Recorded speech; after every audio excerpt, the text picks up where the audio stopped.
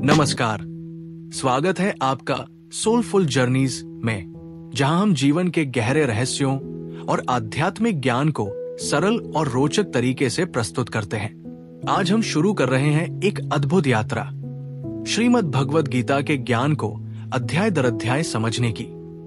ये सिर्फ एक धार्मिक ग्रंथ नहीं, बल्कि जीवन जीने की कला सिखाने वाली मार्गदर्शिका है। तो चलिए इस यात्रा की शुरुआत करते हैं पहले अध्याय से, अर्जुन विषाद योग। क्या आपके जीवन में कभी ऐसा समय आया है जब आप पूरी तरह से उलझन में पड़ गए हो, जब आपका मन संदेह से भर गया हो, भावनाएं हावी हो गई हो और आप बस सब कुछ छोड़कर भाग जाना चाहते हो? अगर हां, तो आप अकेले नहीं हैं। ऐसा ही कुछ महायोद्धा अर्जुन के साथ भी हुआ था। ये कहानी सिर्फ उनकी नहीं, हमारी भी है। कुरुक्षेत्र का महासंग्राम और अर्जुन का संशय। कुरुक्षेत्र का युद्ध आरंभ होने वाला है। दो विशाल सेनाएं आमने सामने खड़ी हैं। शंख बज रहे हैं, धरती रथों और हाथियों की गर्जना से कांप रही है। योद्धा अपने हथियारों को कसकर पकड़ रहे हैं, रणभूमि में वीरती प्राप्त करने को तैयार है। इसी बीच अर्जुन अपने रथ पर खड़ा है। उसका सारथी कोई और नहीं, स्वयं भगवान श्री कृष्ण है। वो अपनी सेना को देखता है, फिर शत्रु की ओर दृष्टि डालता है और अचानक कुछ बदल जाता है। उसे अपने ही परिवारजन शत्रु पक्ष में खड़े दिखते हैं। गुरु द्रोणाचार्य, पितामह भीष्म, कौरव भाई, चाचा, मामा और मित्र। अर्जुन का हृदय भारी हो जाता है। उसका गला सूखने लगता है, हाथ कांपने लगते हैं। उसके भीतर एक विचित्र दुख उमड़ने लगता है।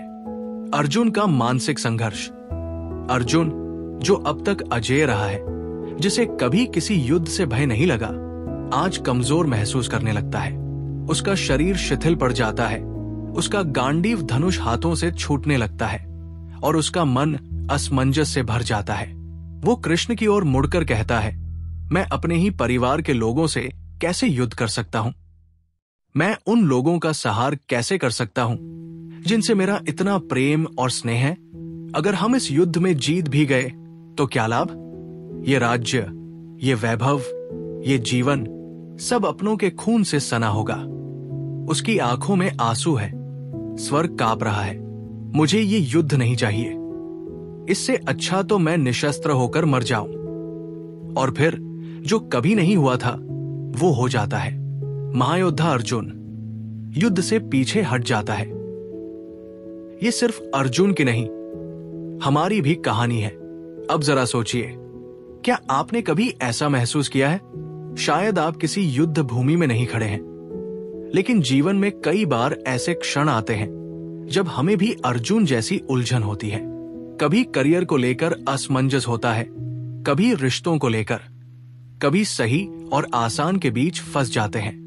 कई बार हम जानते हैं कि हमें क्या करना चाहिए, लेकिन भावनाएं हमें आगे बढ़ने से रोक देती है। ये अर्जुन का ही नहीं, हमारा भी द्वंद्व है। अध्याय 1 की शिक्षा। भगवद गीता का पहला अध्याय सिर्फ युद्ध की कहानी नहीं है।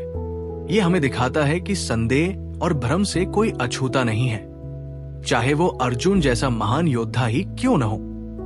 पर जब ऐसा होता है तो हमें क्या करना चाहिए? क्या हमें अर्जुन की तरह अपने हथियार छोड़ देने चाहिए? अपने कर्तव्यों से मुंह मोड़ लेना चाहिए? नहीं। पहला कदम यह है कि हम स्वीकार करें कि हमें उत्तर नहीं पता।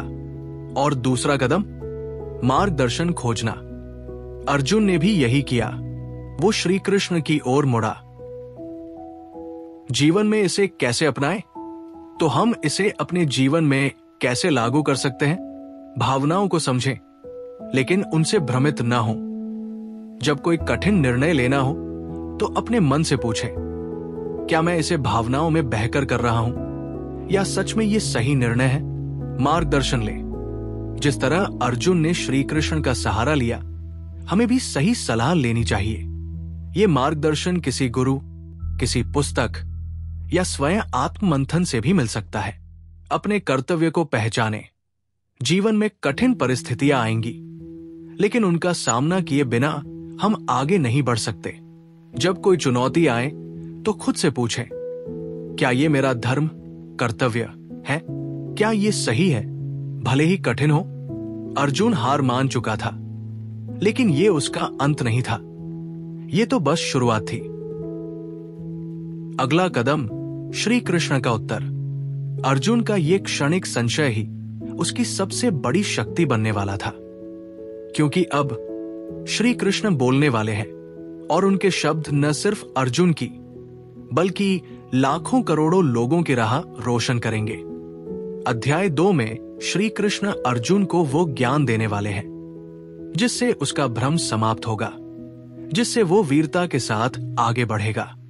तो क्या आप तैयार हैं ये जानने के लिए कि कृष्ण ने अर्जुन को क्या उत्तर दिया? इस यात्रा में मेरे साथ बने रहिए, क्योंकि गीता सिर्फ अर्जुन की कहानी नहीं, ये हमारे जीवन की भी राह दिखाती है। अगर आपको ये वीडियो पसंद आया हो तो इसे लाइक करें, अपने विचार कमेंट में साझा करें और इस चैनल को सब्सक्राइब करें ताकि हम गीता के हर अध्याय को इसी तरह सरल और प्रेरणादायक तरीके से समझ सकें। आपके समर्थन और प्रेम के लिए धन्यवाद। हम अगले अध्याय में मिलते हैं, जहां श्री कृष्ण हमें जीवन का सबसे महत्वपूर्ण ज्ञान देने वाले हैं।